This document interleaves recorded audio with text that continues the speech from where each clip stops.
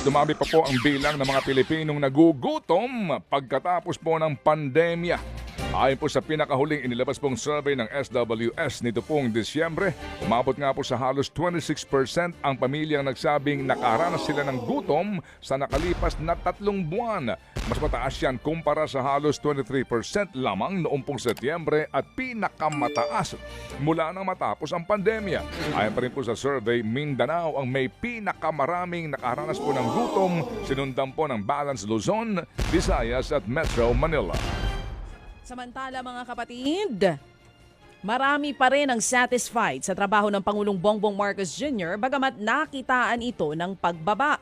Base po sa huling survey ng Social Weather Station o SWS nito lamang Disyembre, nasa 51% na mga tinanong ang nagsabing satisfied sila sa naging performance ni PBBM.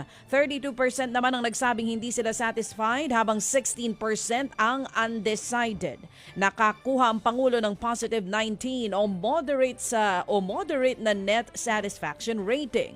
Mas mababa po yan ng 13 puntos kumpara sa net rating noong Disyembre. Opo, ang binabanggit nga po dyan ng mga nag-aanalisa, yan po ay kumbaga moderate.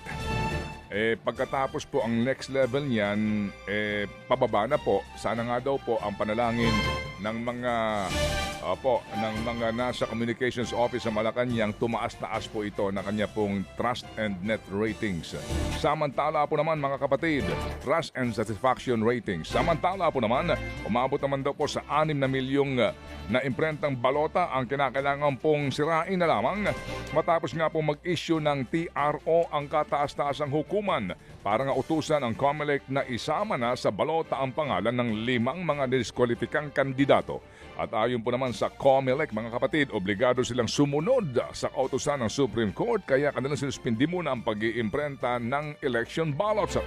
Tinatayang aabot sa halos 150 million pesos ang masasayang sa pag-iimprenta ng 6 na milyong balota.